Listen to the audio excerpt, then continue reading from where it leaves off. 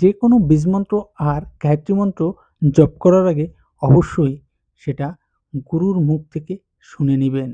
গুরুর দেওয়া মন্ত্র না হলে বীজমন্ত্র ও গায়ত্রী মন্ত্র পাঠ করতে হয় না। তাহলে সেই মন্ত্রের পজিটিভ দিকটা কখনোই আপনি পাবেন না। আপনি কেবলমাত্র তার নেগেটিভ দিকটা পাবেন। তাই ইউটিউবে শুনেই যেকোনো মন্ত্র জপ করতে যাবেন না।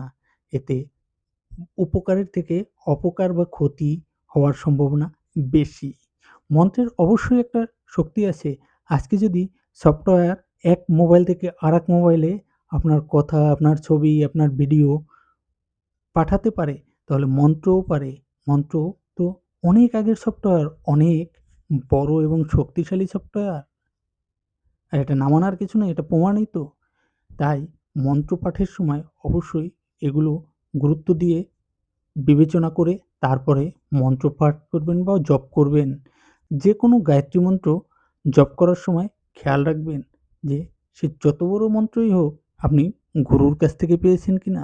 যদি গুরুর কাছ থেকে না পেয়ে থাকেন তাহলে জপ করার সময় আপনাকে করতে হবে যে মন্ত্র ৪, সে যদি মায়ের মন্ত্র হয় বা কোনো দেবতার মন্ত্র হয় তাহলে সেই দেবতার উদ্দেশ্যে প্রণাম করে আপনাকে অবশ্যই বিনীতভাবে জানাতে হবে যে আমি কোনো গুরুর মাধ্যমে এই মন্ত্র পাইনি, কিন্তু যেখান থেকেই পেয়েছি আমার খুব ভালো লেগেছে এবং আমি সত্যি খুব কষ্টে আছি।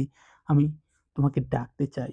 আমি এই মন্ত্রের মাধ্যমে তোমার কাছ থেকে সৌভাগ্য চাই, তোমার কাছ থেকে অর্থ পেতে চাই। তাই এই মন্ত্র জপ করছি।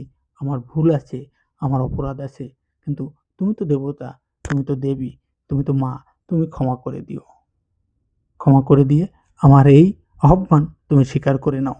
এরকম বিনয়ের সাথে আপনি ১ম এ যদি এটা বলে এবং প্রণাম করে তারপরে সেই মন্ত্র জপ করেন, তো সেই মন্ত্রের নেগেটিভিটিটা থাকে না।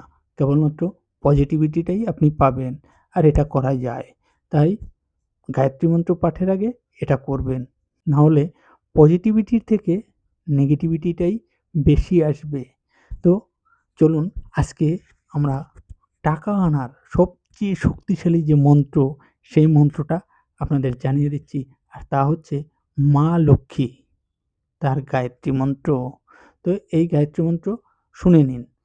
ওম মহালক্ষ্মী বিদ্মহে মহাশ্রেয় ধীমহে তান্নো শ্রী প্রচোদয়াৎ। ওম মহালক্ষ্মী বিদ্মহে মহাশ্রেয় ধীমহি তান্নো শ্রী প্রচোদয়াৎ। এটা হচ্ছে মা লক্ষ্মীর গায়ত্রী মন্ত্র। তাই এই মন্ত্র জপ করার সময় অবশ্যই মাকে আগেভাগে অনুরোধ করে নিবেন। আর এই মন্ত্র প্রতিদিনই আপনাকে জপ করতে হবে। অন্ততপক্ষে ১০৮ বার করে জপ করুন। আর শুক্রবার দিন তিলের তেলের প্রদীপ জ্বালিয়ে এই মন্ত্র জপ করুন। আর জপ করার সময় অবশ্যই নিজেকে পরিষ্কার পরিচ্ছন্ন করে, তারপর পরিষ্কার কাপড় পরে, পরিষ্কার মনে, পূত পবিত্রভাবে মায়ের এই মন্ত্র জপ করুন। তো আপনার সৌভাগ্য খুব, খুব, খুব সহজেই ধরা দেবে। আর আপনার সৌভাগ্য, সমৃদ্ধি, অর্থের জন্য এই মন্ত্রই বিশ্বের সেরা মন্ত্র। তো কেমন লাগলো? যদি ভালো লাগে লাইক করুন, কমেন্ট করুন আর সাবস্ক্রাইব করুন। নমস্কার।